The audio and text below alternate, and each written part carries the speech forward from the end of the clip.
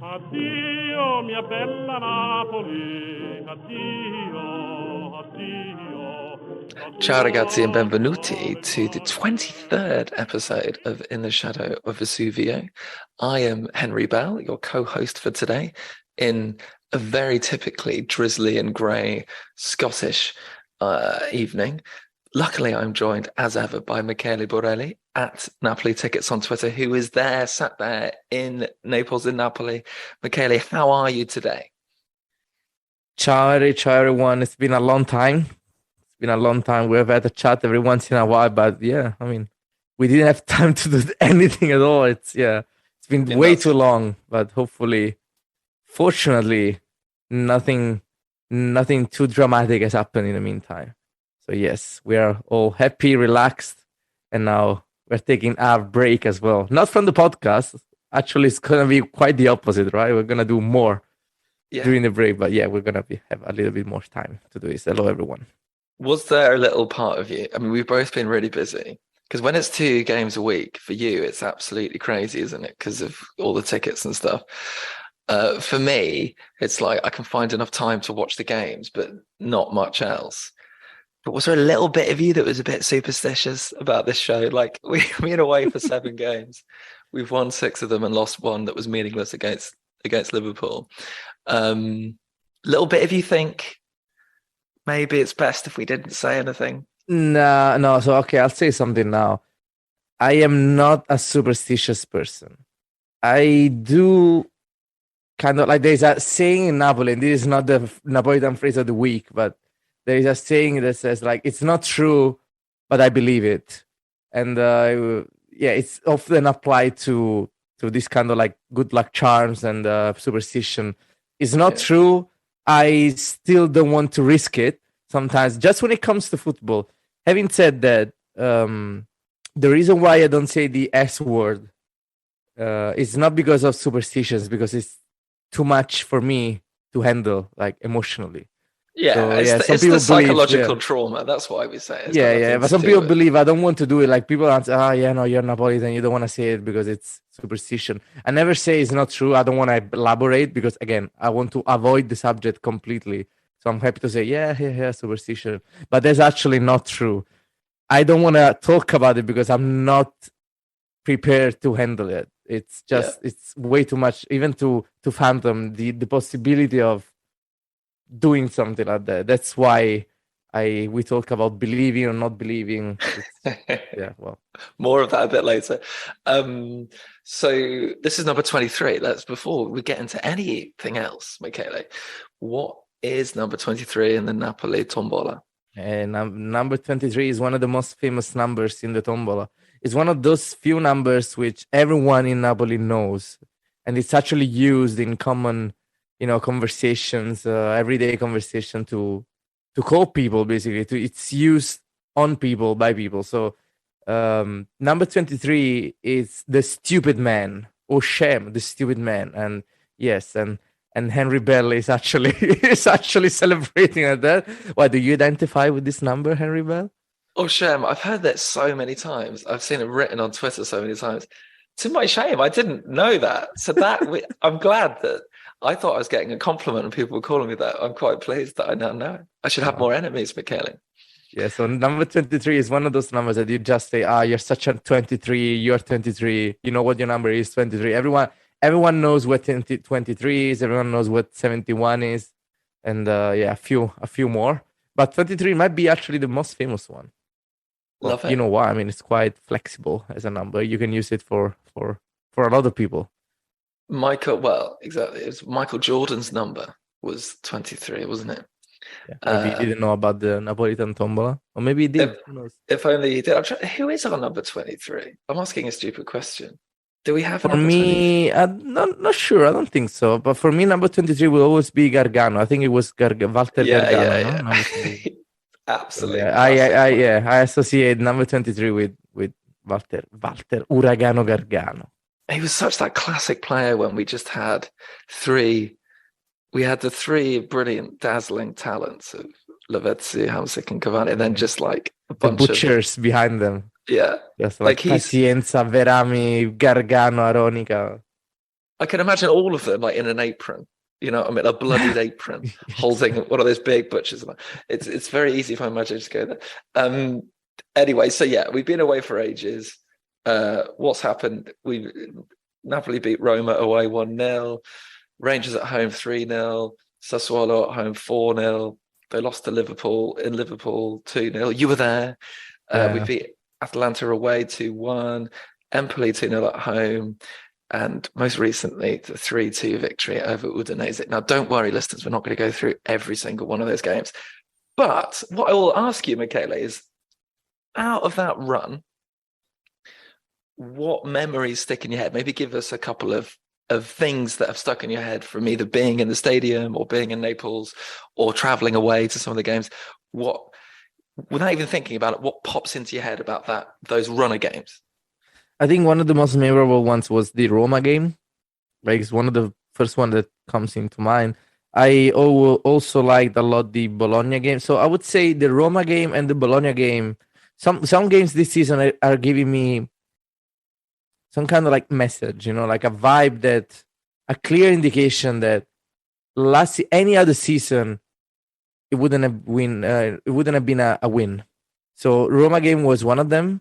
Like, it was quite similar to what we did last season. So it's 0-0. Even though, I mean, we played better than Roma, but I could tell, but the way the game was going, any other season we would have tied probably, because, playing 100%. against Mourinho is always quite tough. Last season we went to Roma and we played for a draw, which I always said it was a big mistake, even though it was quite celebrated after that.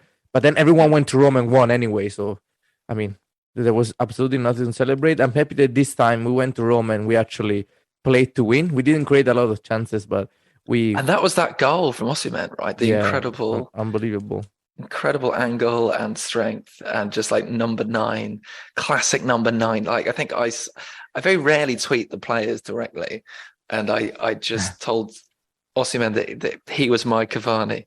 Whether or not he got the reference, I don't know how much he knows about the past of ADL, etc. That was one of my favorite. I think that's one of those goals that's going to stay in our collective memory, don't you reckon? Like, but actually, we haven't had a win. Yeah, we haven't had a player to score that kind of goal in recent memory. You know what I mean? Like, much as we love all the various players that have done quite well, we haven't had a player like that to score that kind of goal maybe since Cavani. Very good choice. True, Anything else? I had the same feeling for the Bologna game. I think any other season we would have actually lost the Bologna game.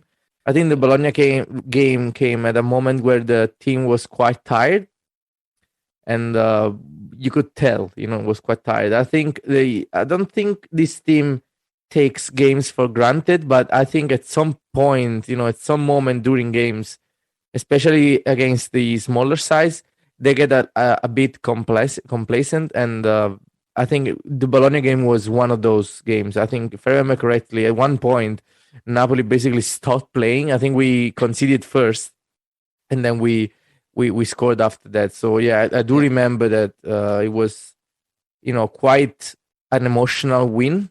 Also because it was the kind of win that goes against what I'm used to seeing as a Napoli fan. So I've been having this feeling a lot, and I'm scared by it, because it doesn't make sense to me. Doesn't make any sense. Yeah, same. A lot of things that are very un-Napoli are happening. Like, these are not things that we should be doing as a Napoli, as a Napoli team, and no, they're just happening. Like all these wins. I'm not even mentioning, the all this, like, 11 wins in a row, 13 other. I've even lost count.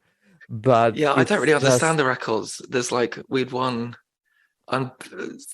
all competitions 13, right? And then we lost to Liverpool, but now it's 11 in a row in the league. Doesn't make any sense to me. Sarri got 13 in a row in the league, but that was spread over 2 seasons. What interesting to mention, Bologna, that was another Osimhen winner. Yeah. And it's interesting, actually, looking at this block of games where we've been off not podcasting. Maybe the previous block belonged to Kvaratskhelia. Whereas this block, I think, belongs to Victor, I would say, if you look back at those games. But then again, like this is one of the other things that don't make any sense to me at all. So we are used to, like, as a team, we don't have a lot of resources. We're not always at a very long bench. So every time one of the starters got injured or for some reason missed games, we didn't have a proper replacement. Even if we did have a replacement, it wasn't at the same level. But now, since the beginning of the season, so we lost Osimhen at the very beginning, kind of like it was in September, I think, or October, I don't remember. And so Raspadori had to play, and Raspadori, who scored how many goals in Champions, like 4 goals in Champions League, and he played wonderful. He made us win the games against Sampdoria, if I remember correctly. Big goals as well, And then after that, you rotate and you play Simeone, and Simeone makes us win crucial important games. Like Simeone is the reason why we won in Milan, against Milan in Milan. Like, how do you? Like, the importance of that win cannot be understated. Like, Pioli's still crying about that, and he's still saying, but like, yeah, sure, Merry Christmas, but like, we shouldn't have lost against Napoli. Like, every interview he talks about that. It's so funny. And how lucky were they this weekend? Anyway, it's fun. Yeah, and then again we lose Rahmani, and then we play Ostigard. And Ostigard has been quite good, and we play Juan Jesus, and we honestly, like, people didn't even remember that we're not playing with our starter, because Rahmani is Elmas another example. We lose Kvaratskhelia, and everyone says, so basically, like, everyone says, this Napoli is Osimhen centric. Then we lose Osimhen, and we don't even notice it. Like, we win all games, and his replacements are even like arguably even better at the time. Then we lose Kvaratskhelia. Everyone says, but Napoli's Kvaratskhelia centric. It's like the best player in the league. And yeah, I mean, we haven't been as brilliant, I'm gonna say, but still, I mean, we won all games when Kvaratskhelia hasn't played. And I was talking to some friends, and we're like, everyone seems to be perfect in this first half of the season. Do you think, is there any disappointing player, or at least a player that is not performing at his very best? And I said Elmas. That Elmas is not really, like, he's kind of confused when he plays. Like, you can even tell, like, where he should play midfield or as a winger.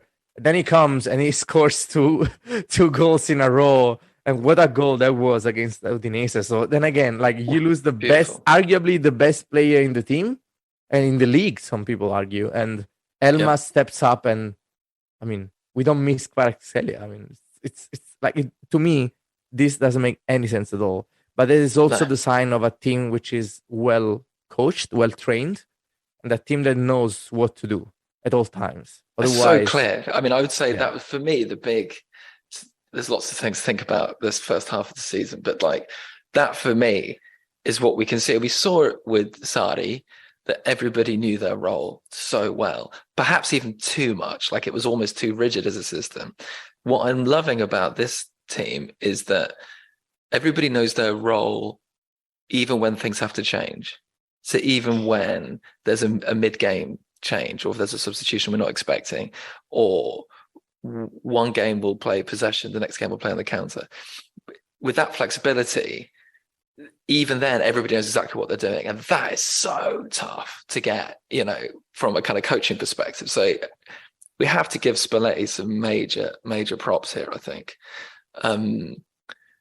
So, and one last thing, Elmas. What I'd like to happen with Elmas is what we're seeing now with Zielinski. So Zielinski now is most informed attacking midfielder in Europe, maybe. Like, incredible season he's had.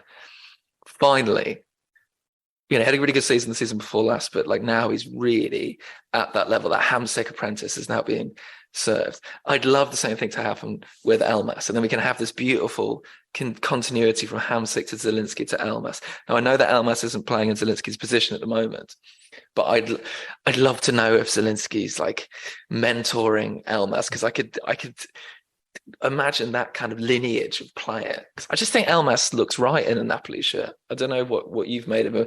He's been inconsistent, but when he's played well, he's really seemed like a proper Napoli player, don't you reckon? I'll be honest, I don't really like Elmas too much. Oh, no. Yeah, no, it's just, I don't know. It's just, like Elmas, and so there are some players which to me I would put like probably Elmas and Dombele in the same group. So they give me the sensation of playing their own game. Like I don't see them being too much of a like team player. Like they're good, but especially Dombele, Elmas a little bit less. But it seems to me that when they have the ball, they are kind of like in their own world. Lozano used to give me this feeling as well, and I don't think that works too well in this team in Napoli. Something to work on there for the future, maybe for Elmas. Yeah, but I mean, it's like no one can argue against Elmas right now. It's just after a goal like that, and it's just it's playing well. I mean, it's not Kvaratskhelia, but it's useful. That's good because again we have some players which are not useful. We have some roles which don't have a substitution. Yeah. Like Di Lorenzo, for example, and he's a right back. Yeah, I mean, come on, like Spalletti it's been amazing so far, but he's no magician. He's not gonna make Zanoli a proper football player. I'm sorry, but it's not. I mean, he said so himself.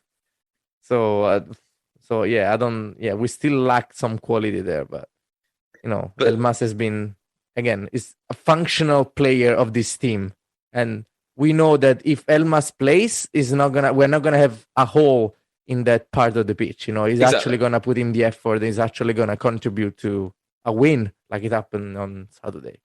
Sono d'accordo. Okay, talking about Saturday. So obviously you were there. It was a home game. You were there in Cordova B.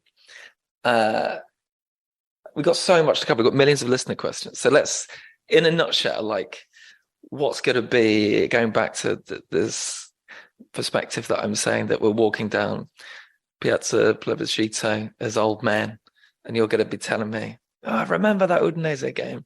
What's the memory that comes back to Nonno Michele in 60 years' time?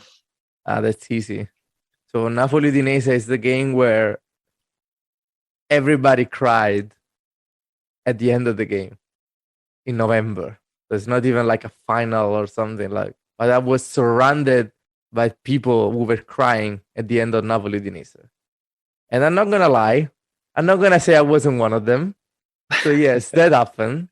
Crying is okay. And that was just too much. I don't wanna elaborate further about it. I don't know, like I'm not embarrassed by it, but it just I don't know, like it's way too early for that, but it's like, how did it start then? So just talk me through it, because we're not superstitious. No, it's not about superstition. It's just that it's like you are winning comfortably 3-0 and you are kind of projecting yourself at in January and at the break, you think, okay, this game is done. Next, let's think about we're gonna go to the World Cup break with +8 on the second place Milan. So you relax, and the team also relax. Spalletti is substituting players who are gonna go to the World Cup, so he's also relaxing. Everyone, I think, took this win for granted at one point, especially. I mean, it was 10 minutes to the end of the game, and then Udinese scores. Not nice to see. We're not used to conceding too much this season, so it's always a shock. But I mean, 3-1. I mean, that's why you're relaxed when you're 3 goals up, because you can afford to concede one. But then 2 minutes later, you concede the second, and a lot of demons show up from the past. A lot of good old Napoli. Like, so what was it like in the stands then when that second goal went? No, everyone like silence. Like everyone was. I think everyone was like extremely scared. It's easy to say, but everyone felt, okay, this is the end of it. Like I think it was much. The thing is, when you win so many games, and when you are +8 on the second, and you can't help but think about things for the future. Every win counts. Every game is a final now. So every goal is celebrated like a a final goal, like a Champions League final goal. Every point counts. Every win is like, honestly, it does feel like a final. Every time we play now, it does feel like a final because it's so many wins in a row. And honestly, every win gets you closer to the final, destination, let's say. Dream. So that goal goes even in the silence. but that's the thing. Even the possibility of not winning one game, it can maybe that's not very healthy, but I think it makes us feel like the house is crumbling, like everything is falling apart. Even just one game, which sounds absurd, because we're not gonna win all games until June. Obviously, we're gonna lose some games, we're gonna tie some games, we're gonna win some more, I hope. But even the possibility of not winning one, especially at home, especially when it seems done, it's too much. It's like, okay, this is it. Okay, so we hoped, but we're going back to our old ways. It's very hard to explain, but I did feel after the second goal, not the first. After the second goal, a lot of people felt, okay, that's it. Okay, and everyone was, I don't know, so stressed, man, so stressed. There was I a felt lot. sick. And that goal went in. I felt, was like, I can't do this. I can't I handle was this. talking to a friend of mine next to me. I was telling him because I promised to give him a ride after the game, and I said, "Look, I don't feel too well," because the thing is that I didn't even associate my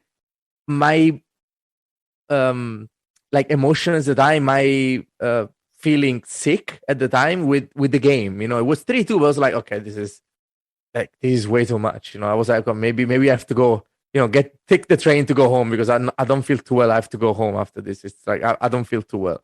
But it was actually due to the game, because after the game, at the final whistle, I just like all the tension just washed away.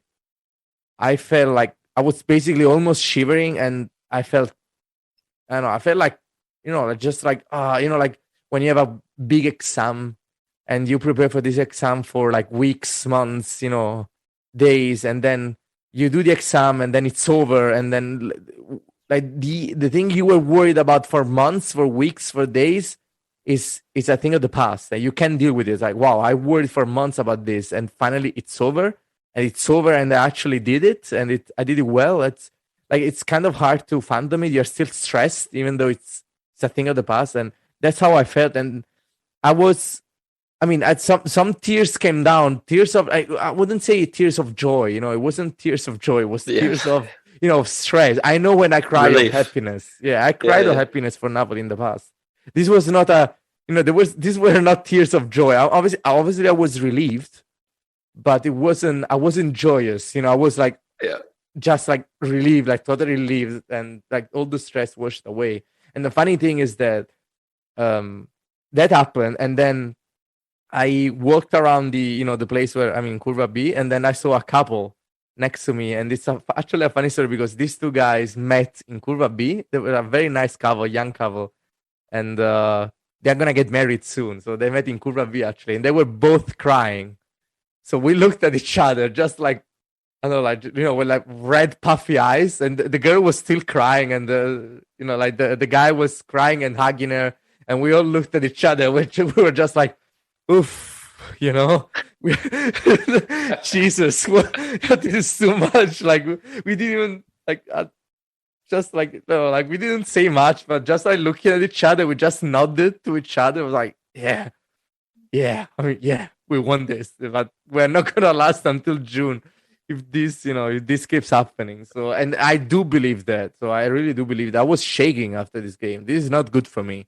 No, this is really, really bad. And don't look ahead to the next fixtures, Michele. I know they're a long way away.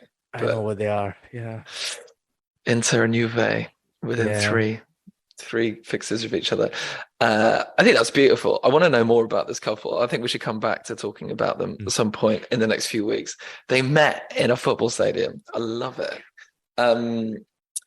Yeah, it's interesting, isn't it? So whenever I talk to you, it's funny because your whole like response and reaction to what I've seen on the TV is like amplified, sort of like times 100, because I was feeling a bit queasy. But it sounds like you were like not medically fit to drive at the end. No, I was honestly feeling like at some point I was thinking, and I never do it, and I don't think I've ever did it, but I was honestly thinking about leaving the stadium early because I was like, it was too much. I honestly felt like it was something else because I felt way too sick, like my stomach, everything was. But then the game ended, and people were actually looking at me and laughing because and they were like, "Are you okay? Are you okay?" And they were hugging me and laughing, and then I was like, "Yeah, now I'm fine. Now I'm better. Now I'm all good." And they didn't believe it because I was actually like very pale and everything. But after the game, I was absolutely fine. I did end up giving a ride to my friend, so I was absolutely fine. But I didn't link my physical well-being to the game at the time, even though it was. Now it's clear that was it, but it was like way too much tension. Too much tension. So if you're listening, Napoli squad, you need to be just 5-0 up at halftime in every game. Please. Otherwise, Michele's health is at risk. So yeah, but it's how you said, like the stadium is kind of like a multiplier. So if you feel sad, you feel much sadder. If you feel happy, you feel much happier. And it kind of helps you process these feelings, even though they are bigger and they are more intense. But you're surrounded by people who feel the same way. And again, like it was very surprising to me that again, who knows how many other people were crying, like it was just like these guys were right next to me, like 2 seats to the right. So it wasn't like I went and found them. It was right next to me, and who knows how many more. If you remember, I told you, I think one of the first episodes, that I'm kind of like the average Napoli fan. So everything I feel is kind of like how everyone feels, more or less. So sometimes I forget about it, but yeah, I think it always applies. It always applies. It's the whole cliche. But the cliche about theatre is that the experience of being an audience member, it's known as a shared experience. There's a theatre company that used to exist called Shared Experience, and it's funny hearing you say that. I'm reminded of the premiere of a play called Death of a Salesman by Arthur Miller, really famous American play, 1940s, and apparently after the end of this first performance, there was just silence, and all you could hear was the sound of men weeping. That's what Arthur Miller said. It's just the sound of men weeping. Right. Now, hopefully, these days, both men and women can go to see the theatre, and people who identify as non-binary as well. But yeah, I've just got this image. I'm sure it's not like that, of this kind of silent Stadio San Paolo, sorry, Maradona, and just the sound of 50,000 people weeping. No, this relief. Not as theatrical as that. Like the curva was still. When I say silent, I mean the curva was still chanting. Everyone was still like quite loud. Yeah, but still, it was like you can tell that something has changed. This is quite clear to me. A lot of people are, everything is much more intense now. I do think that people are, we are in the fight, and again, every minute, every goal counts. Every, like a 3-0, you're gonna celebrate it like a 1-0. It's everything becomes so important right now. Just I don't know, it's so intense. Like the stadium is always full, and yet the team's up for it though. With all that stuff, again, that they're responding on the pitch. Yeah, one of the other things which don't make any sense to me. If you remember last season, every time the stadium was full, the team didn't perform, and some people were saying, "Oh yeah, maybe we need to empty the stadium and they're gonna play well." But now it's the exact opposite. Every time the stadium is full, which is always now, the team win, which is always. So, yeah, let's keep going. And talking about something I want to talk about is this. I believe it's a new chant about Vesuvio and a kind of reclaiming of it. I don't want to spend a huge amount of time on this, but I know that I've seen quite a lot of people sort of talking about it on Twitter and on podcasts and stuff. Do you want to just tell us a little bit about it and what you think this signifies, if anything? All right. Should we see this reclaiming of the Vesuvio chant as another indicator of this special season? All right, so there is a chant which is quite new. I wouldn't even say it's a chant. It's not really a chant, but it's something people sing to and basically this chant is chanted to the tune of "Free from Desire," which is a Classic 90s dance tune. yeah, exactly, and it's quite famous.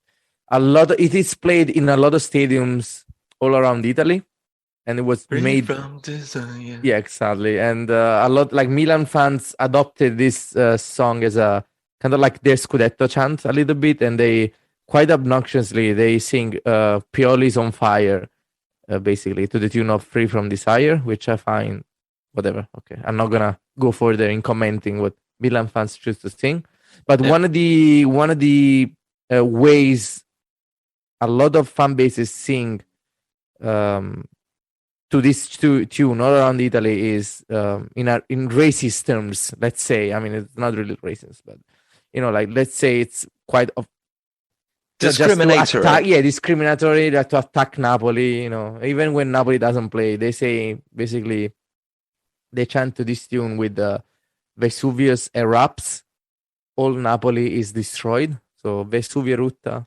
tutta Napoli è distrutta. It's quite like it's an entire song. At one point, it became even more famous because someone uploaded it on Spotify.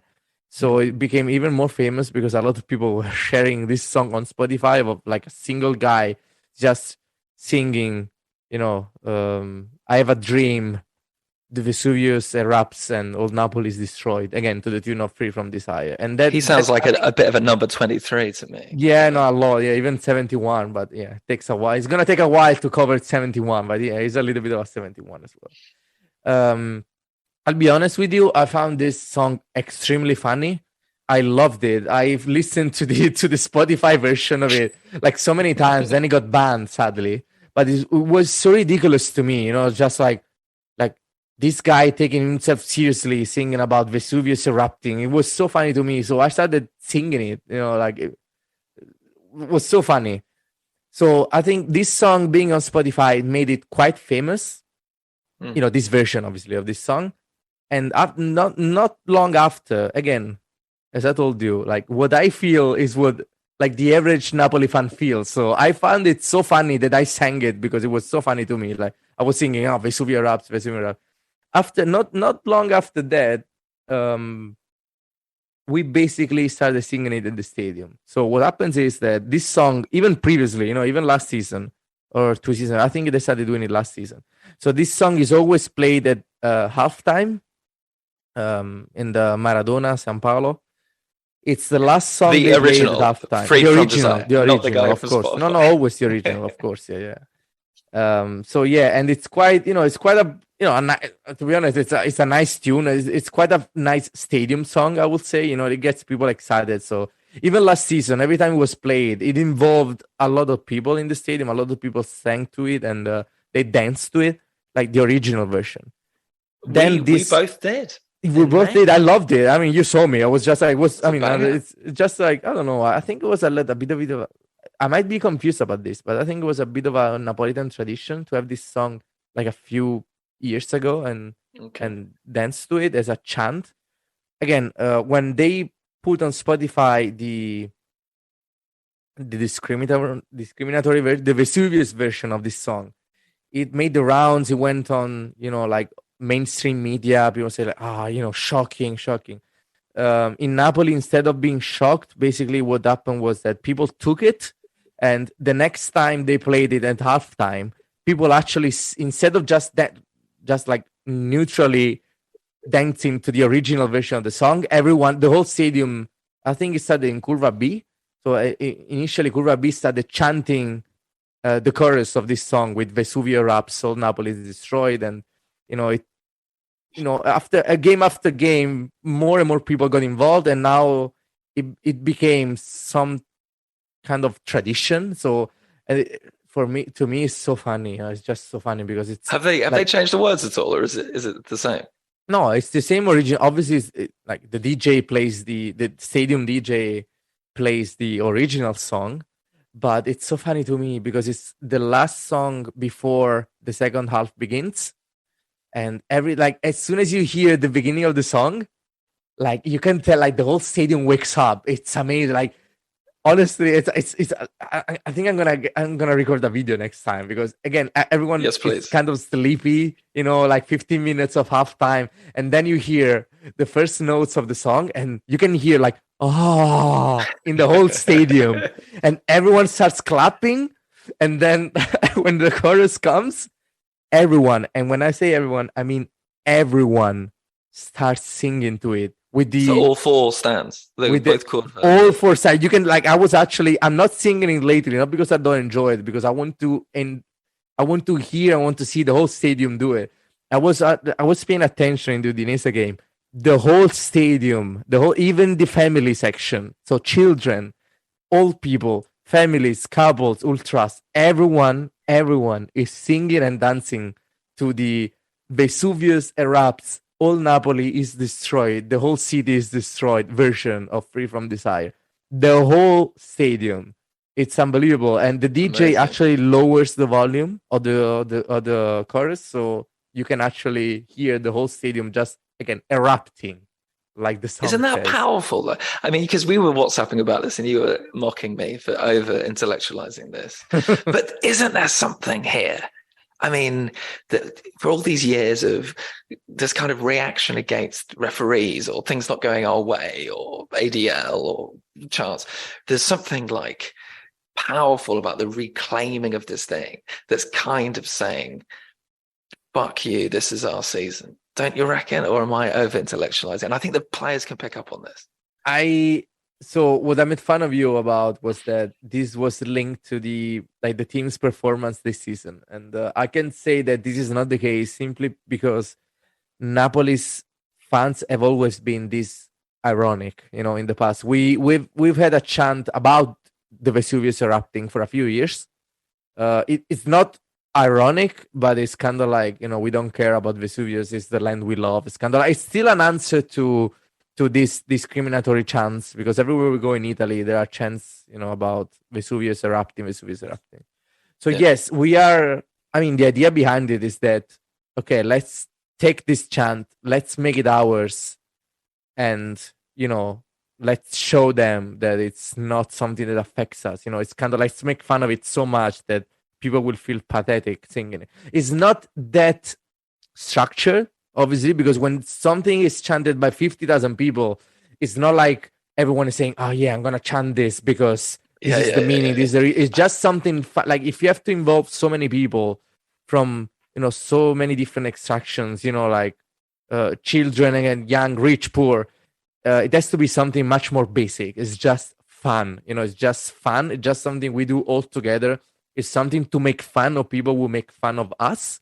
It's kind of like, I want you to die, and we just do like the Napolitan traditional, to them. So we really like, okay, yeah, whatever, yeah, keep chanting it. Who cares? Let's all celebrate the Vesuvius erupting. Yeah. But isn't that what's going on the pitch? I mean, I know I'm not saying No, there's that's not a the connection. case. That's not the case. This is how the team is playing. As my colleague Kirsten Schlitz talks about this team being young and fun, and there is this sense of fun. Anyway, I'm not going to over intellectualize this anymore, but that's super interesting. So those of you that are going to come and visit Naples, Ken is going to come and visit Naples in January. Just look out for that at half time. And actually, Michele, you've been talking about redoing a website for about 10 years now. But it's true. I've been busy though. No, I swear, like I tweeted about it yesterday, or like this week. I have a huge, like, we had a backlog of games to cover on our podcast. I have a huge backlog of messages to answer on on Twitter and everything. It's like, after I've answered all the messages, then I will start working on websites. So hopefully in a couple of days I will be done with all the past DMs, and that will be, the website is almost, I swear, I've been saying it for months, but it's true. It's almost done. It's almost done. I swear. I've solved all the problems. But part of it's going to be about chants, right? And you're going to sort of explain them and translate them and stuff. Yes. I actually wrote it down, like writing an article about chants. Just like it's gonna be chants in Italian, then translation in English, and I'm gonna attach videos, and I'm gonna take videos myself. I think I don't want to take them from YouTube. Yeah, I'm gonna record videos myself. I'm gonna upload them on the website. So So yeah, everyone will be able to, even to learn. A lot of people ask me, oh yeah, but I want to go to Curva, but I want to learn the chants. Do you know, Yeah, like how can I learn? Yeah, it's not easy. And again, it's not necessary. It's nice to do it if you want to do it. Obviously, it's not mandatory. But yeah, I will. I promise. I watch this promise. space. I will do it. I will do it. I promise. And listeners, do tell us if you'd like a show about chant. Maybe we could do this in the break. Actually, we could do a show about the chants. But as you said to me, like some of them are crap. So let's not oversell them. There are some chants which I refuse to chant because, again, let's not forget that your trusts are not really like Harvard graduates or something. It's, like some of them are. Yeah, I mean, yeah, we can cover that too. It's just that the idea behind it is that the players on the pitch can't really tell which chants we are singing. It's all about making noise. Still, I refuse to chant some chants because they are so awful that I honestly can't pronounce those words. It's just like so awful. They are nothing too bad, but they're kind of like a little bit of like celebration of, like, let's say, criminal ways, kind of. And there was some stuff with some of the Inter Ultras a couple of weeks ago that was pretty dodgy with that stuff as well. So like, yeah, but some of them are great, like John Improviso and most of them. And fortunately, the ones that get popular are the actual good ones. The ones that are, celebratory of, it's, and again, not too much. Just like there's a new chant, for example, it says like I've wrote, like one of the parts of this chant says, I've wrote this chant in a jail cell. Like, how can I even, like, I feel ridiculous chanting something like that, It's not even a bad chant, to be honest, because it's like half professing love to the team and half fighting against the police. I think you're selling yourself short, Michele. You're a tough guy. Yeah, I don't want to fight against the police. No, I don't want to. I'm a peaceful guy. I don't want to. Peaceful guy. Yes. You just want to have a nice orange juice after the match. Go home on your scooter and not get in any trouble. Right. So we've got millions of listener questions. We haven't got time to answer really any of them. We'll come back to them over the next few weeks. So Gavin, Daniel Bowen, Sam, and David, who's asked a few actually, have all got questions that we're going to go through. Some of them are quite big, so I think let's answer them. We've got time. So like Sam's asked a question about whether the S word, if it happens, will repair the relationship between the fans and ADL. Now let's answer that next time because this is a long question. Do we have a quick one we can answer now? Yeah, go. No, I don't know. You tell me. Gavin, who's your player of the season so far? Okay, that's a quick one, but it's so hard. It's so hard. Personally, I love Lobotka, and it's just, I think, again, it's one of those players we don't have a substitute for, and it says a lot. It says a lot because Demme is not a bad player, contrary to popular belief. Yeah, I like him. I don't think Demme is bad. I don't think it's great. I don't think it's bad, but there are a few players which Spalletti refuses to substitute, and I don't think it's because we don't have a substitute for them, but it's because they are too good to be taken out of the pitch. I think they are Kim, they are Lobotka, Osimhen, and Kvaratskhelia. Lobotka is just the key of this team, in my opinion. Even though I think it's becoming a little bit shy, and he has big. He can improve a lot. He has a big room for improvement, in my opinion, which says a lot because he's already great and he's already my favorite player. But I think sometimes he has so much space in front of him and he's too shy to take it. So instead of taking the space in front of him like he did against Genoa last season when he scored. I was there next to you. Yes. He doesn't do it. He always passes horizontally. He's had one goal like that this season. He had another one. Yeah, but he's capable. I agree, but he's capable of doing more. I agree. I think that's a very good choice. Okay. Yeah, he's my player of the season so far, which is, again, it's very tough because Kvaratskhelia, Osimhen, Kim, like Zielinski's been amazing. But for me, it would be Lobotka. I mean, I would have said that. So because you've said that, I'm going to say I'm going to go for Zielinski because I just love watching him play football. I love the way he changes pace his technical ability, the way he can beat a player, but also just seeing his confidence go up so much more, like the goals he's scoring, the chances he's creating. And I love the fact he's this link to the past, that he's the guy that's been through. I can't even think how many different Napoli managers, but a lot. Who brought him in? Was it Sarri or was it Benitez? I can't remember now. I think it was Benitez. Yes, if you think Benitez, Sarri, Ancelotti, No, maybe no. I think it Gattuso, was Spalletti. I think it was Sarri. Came Because from I think he Udinese. came with Higuain money. Anyway, I love all that. But I think probably officially it has to be Osimhen or Kvaratskhelia, but we don't give you the official thing on this podcast. Dan Byrne was being cheeky. If in March Napoli is still in, are you going to start to believe? It's hard to answer.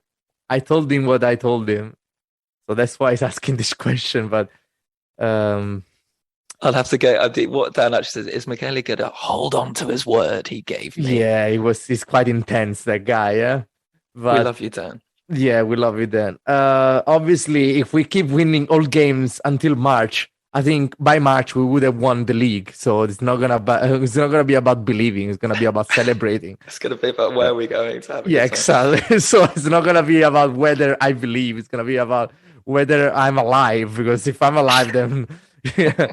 So no, but yeah. Well, I mean, I shouldn't say it probably, but the reason why I'm not gonna say it. I don't believe. It's way too early to believe. I'm scared of Juventus a lot.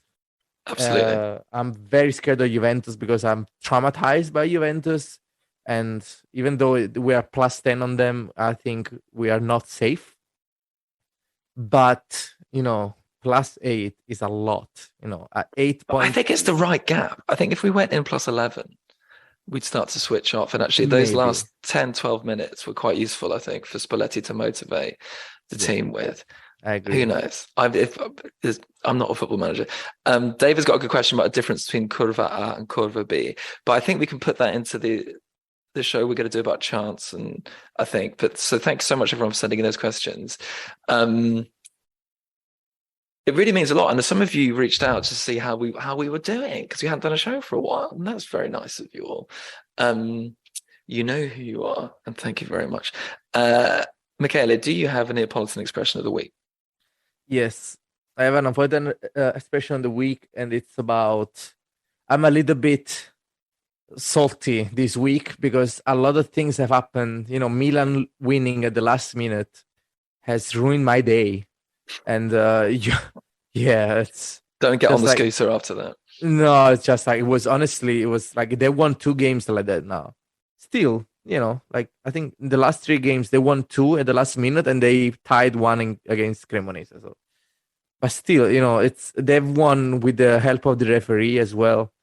I really didn't like it. I'm seeing a lot of the Italian media. They're kind of complaining about Napoli winning with a weak. Well, I mean they say weak penalty against Empoli, for example, and a lot of they are talking about Juventus coming back more than Napoli being plus 10 on Juventus. Exactly. So I think the campaign has started, and they are all crying. A lot of them are crying that this is Napoli's Scudetto to lose. They've plus 10 is way too much, and in Napoli we will call this crying. Chiagne. They are actually crying.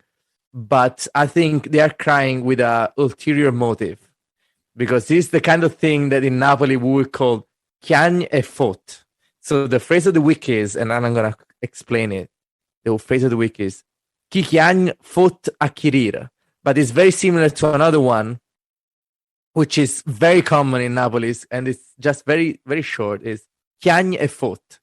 So what's the chiagne and faute strategy? Chiagne e faute means you cry, but then you, let's say, take advantage of people. Okay, fottere is kind of like taking advantage, but it's kind of like a bad word. Let's say like having sex with people, metaphorically speaking, when they don't want to, screwing with them. Let's say. Right. Okay. So when you cry and fotti, it means that you are actually complaining but then we are winning anyway. So it's kind of like you're disguising your victories. You're disguising your will to win and your strategies behind the appearance of of just tears, of crying. So when someone is actually better off than someone else, or when someone is trying to sabotage someone else, you would say you're crying, but you're actually planning, something like chant and foot. Okay. So yes, it's. I think I didn't make justice too much, but yeah. I think this makes sense. We can go and look it up as well. I know people do actually. They go away and they look these things up.